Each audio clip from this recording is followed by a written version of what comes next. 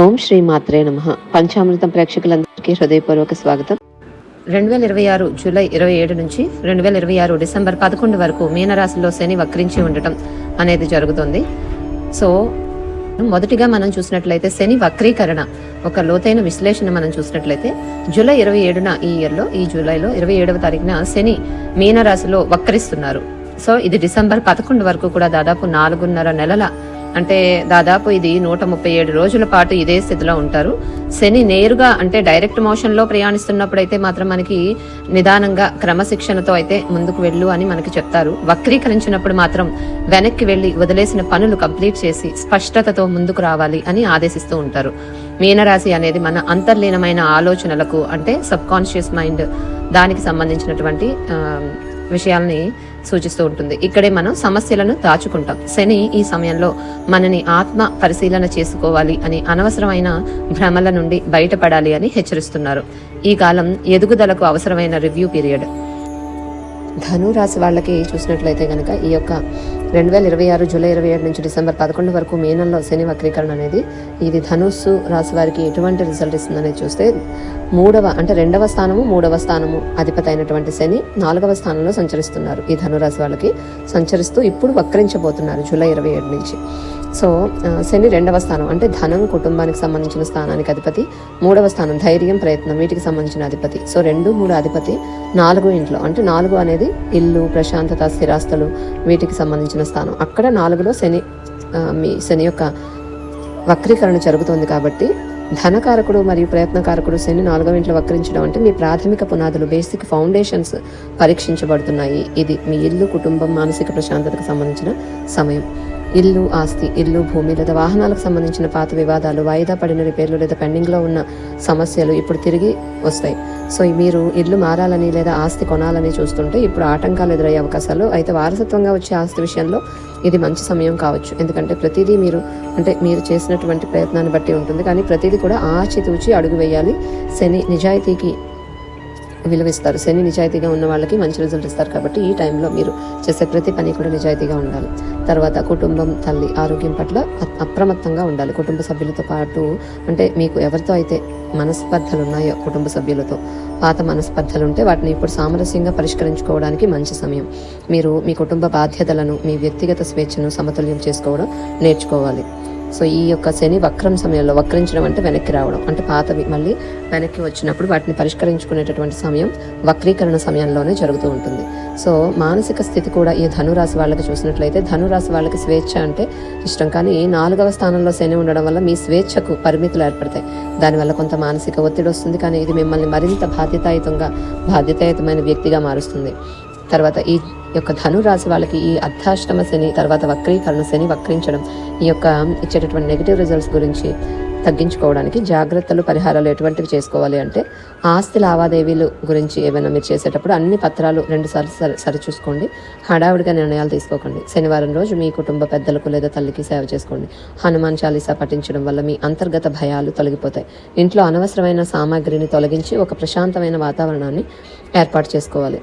తర్వాత మకర రాశి వాళ్ళకి చూసినట్లయితే కనుక మకర రాశికి శని మీ రాశికి అధిపతి 1వ అధిపతి మరియు 2వ స్థానాధిపతి 1, 2 స్థానాధిపతి ఇప్పుడు 3వ ఇంట్లో వక్రిస్తున్నారు. అంటే 1వ స్థానం అంటే మీ వ్యక్తిత్వం, 2వ స్థానం అంటే ధనం కుటుంబం స్థానాలు. సో ఇప్పుడు ఈ యొక్క 3వ స్థానం అనేది ధైర్యం ప్రయత్నం సోదరులు చిన్న చిన్న ప్రయాణాలు ఇటువంటి వాటికి సంబంధించిన ప్లేస్లో శని వక్రం జరుగుతుంది. దాని ప్రభావం మీ మీ రాశ్యాధిపతి శని మీ 3వ ఇంట్లో వక్రించడం అంటే మీలో ఉన్నటువంటి శక్తిని ధైర్యాన్ని బయటకు తీయండి అని శని మీకు చెప్తున్న ఆదేశం.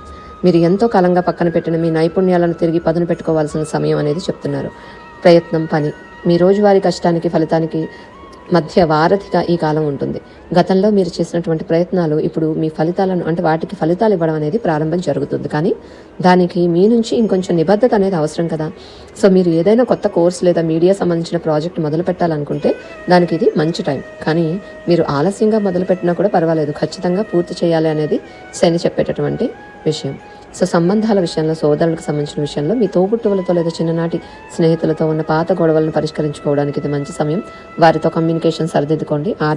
ఆర్థికంగా తర్వాత మాట విషయంలోని చూస్తే 2వ స్థానాధిపతి అయినటువంటి అధిపతి 3వ స్థానంలో వక్రిస్తున్నారు శని, కాబట్టి 2వ స్థానం ధనము, మాటకు సంబంధించిన విషయం కాబట్టి మీరు మీ మాట ద్వారా డబ్బు సంపాదించే అవకాశాలు ఎక్కువగా ఉన్నాయి. అంటే కమ్యూనికేషన్, రైటింగ్ లేదా సేల్స్ వంటి రంగాల్లో ఉన్న వాళ్ళకి ఇది లాభదాయకంగా ఉంటుంది. అయితే మీ మాటలో కఠినత్వం లేకుండా చూసుకోవాలి.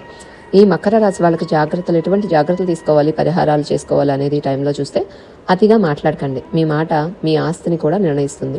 తొందరపడి కొత్త ఒప్పందాలు చేయకండి. అక్టోబర్ తర్వాత నిర్ణయాలు తీసుకోవడం మంచిది. హనుమాన్ చాలీసా క్రమం తప్పకుండా పఠించండి. ప్రతి శనివారం నువ్వుల నూనెతో దీపం పెట్టడం చాలా మంచిది. మీ రాశ్యాధిపతి వక్రీకరించడం వల్ల అప్పుడప్పుడు నిరాశ అనేది కలుగుతూ ఉంటుంది మీకు, కానీ అది తాత్కాలికం మాత్రమే. మీరు మీ లక్ష్యం మీద పట్టుదలతోనే ఉండాలి. అప్పుడే మీరు మీ లక్ష్యాన్ని సాధించగలుగుతారు. ఇది మకర రాశి వాళ్ళకి, ధనుస్సు మకర రాశి వాళ్ళకి ఇచ్చేటటువంటి ఫలితాలు. ఈ వీడియోలో చెప్పినట్టుగా ధనుస్సు మకర రాశుల వాళ్ళకి మీరు ఎంత ఓపికతో ఉంటే అంత విజయం అనేది వస్తుంది. మొదటి దశ చెప్పుకున్నట్టుగా జూలై, అక్టోబర్ మధ్యలో గురువు ప్రభావం, అంటే గురు దృష్టి కూడా పడడం వల్ల శని మీద గందరగోళం ఉన్నప్పటికీ కూడా అది స్పష్టత వైపే మిమ్మల్ని నడిపిస్తుంది. కానీ 2వ దశలో అలా కాదు. అక్టోబర్ టు డిసెంబర్ మధ్యలో శని తన సొంత నక్షత్రంలోకి వెళ్ళిపోతున్నారు. తర్వాత గురు దృష్టి కూడా లేదు ఈ అక్టోబర్ టు డిసెంబర్ మధ్యలో. సో గురుదృష్టి కూడా లేనప్పుడు మీరు ఎంత పద్ధతిగా, ఎంత క్రమశిక్షణగా ప్లాన్ చేసుకుంటే అంతే ఫలితం ఉంటుంది, లేకపోతే చెడుగా ఉంటుంది ఫలితం. సో ఆ విధమైన ఫలితాన్ని శని ఇస్తారు 2వ దశలో. సో ఈ ధనురాశి వాళ్ళు ఇంటి బాధ్యతలు స్వీకరించాలి. మకర రాశి వాళ్ళు తమ ప్రయత్నాలు వదిలిపెట్టకుండా కొనసాగించాలి. శని మీకు కష్టాన్ని ఇస్తున్నట్లు అనిపించినా అది మీ భవిష్యత్తును మంచిగా తయారు చేయడానికి చేస్తున్న అద్భుతమైన ఆడిట్ మాత్రమే.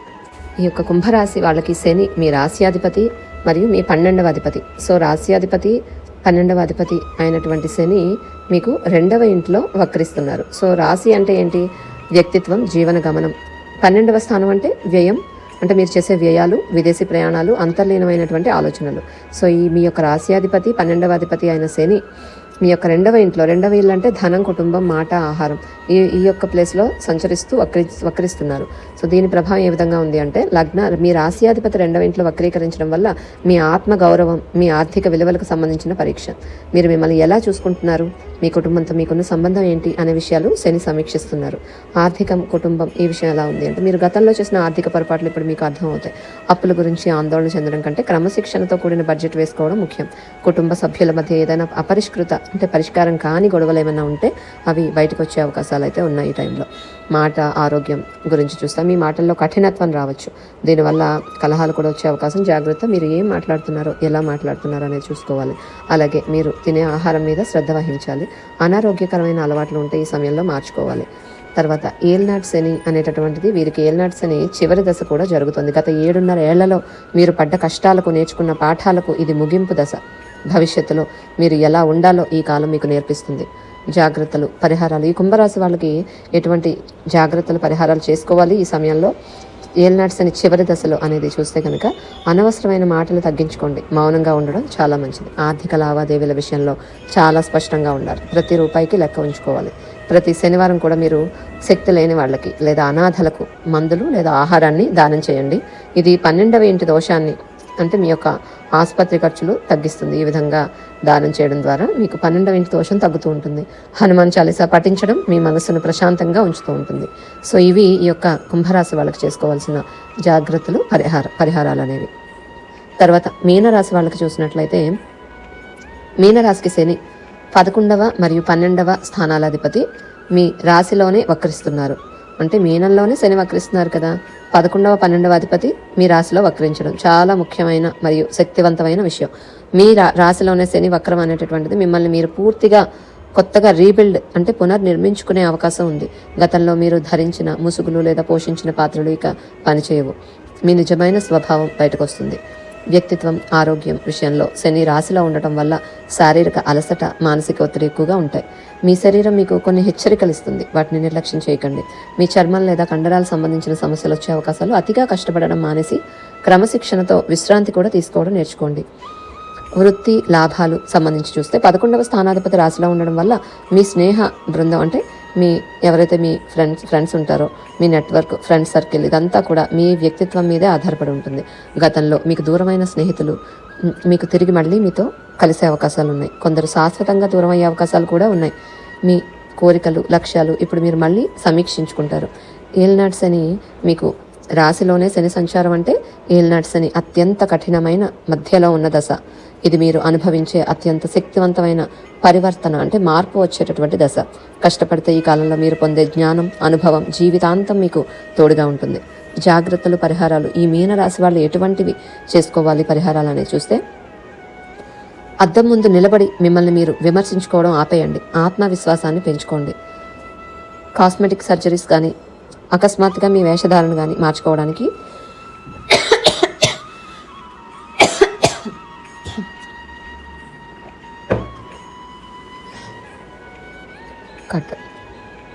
కాస్మెటిక్ సర్జరీస్ లేదా అకస్మాత్తుగా మీ వేషధారణ మార్చుకోవడానికి ఇది సరైన సమయం అయితే కాదు. ఎక్కువగా నీళ్లు తాగాలి, ప్రశాంతమైన జీవనశైలి పాటించాలి. హనుమాన్ చాలీసా పఠించడం, ముఖ్యంగా శనివారం రోజున వెలిగించేటటువంటి నువ్వుల నూనె దీపం మీకు ఒక గొప్ప ఉపశమనాన్ని ఇస్తుంది. సో ఇవి ఒక మీనరాశి వాళ్ళు చేసుకోవాల్సిన పరిహారాలు. సో కుంభ మరియు మీనరాశుల వాళ్ళకి చెప్పేది ఏంటి అంటే కనుక, ఈ హెచ్చరిక ప్రకారం ఈ కాలం అనేది, ఈ యొక్క శని వక్రించే కాలం ఆత్మ పరిశీలనకు అత్యుత్తమమైనది. మొదటి దశలో అంటే జూలై టు అక్టోబర్ మధ్యలో గురువు గురువు దృష్టి అనేది ఈ యొక్క శని మీద పడుతూ ఉండడం వల్ల మీకు కొంత మానసిక స్థిరత్వం ఉంటుంది. రెండవ దశ అనేది అక్టోబర్ టు డిసెంబర్ మధ్యలో మాత్రం శని మీ యొక్క రాశి మరియు మీ యొక్క ద్వితీయ స్థానాల్లో స్వయంగా ఈ రెండింటిని విశ్లేషిస్తున్నారు. అండ్ గురు దృష్టి కూడా లేదు కాబట్టి మీ యొక్క నైతికతను మాత్రం వదలకండి. అది చాలా ఇంపార్టెంట్. ఇక్కడ ఎంత నిజాయితీగా మీరు నైతికంగా వర్క్ చేస్తారో అంతే మంచి ఫలితాలు అనేవి మీకు ఇస్తారు శని ఈ యొక్క రెండవ దశలో. సో ఈ యొక్క కుంభమీన రాశుల వాళ్ళకి ఓవరాల్గా చూస్తే, కుంభరాశి వారు మాట, ఆర్థిక క్రమశిక్షణ పాటించాలి. మీనరాశి వాళ్ళు శరీర ఆరోగ్యం, మానసిక స్థైర్యాన్ని కాపాడుకోవాలి. భయపడకండి. శని వక్రీకరణ మీకు ఒక గొప్ప అప్గ్రేడ్ లాంటిది. మీరు ఈ కాలం దాటాక ఒక కొత్త వ్యక్తిగా బయటకు వస్తారు.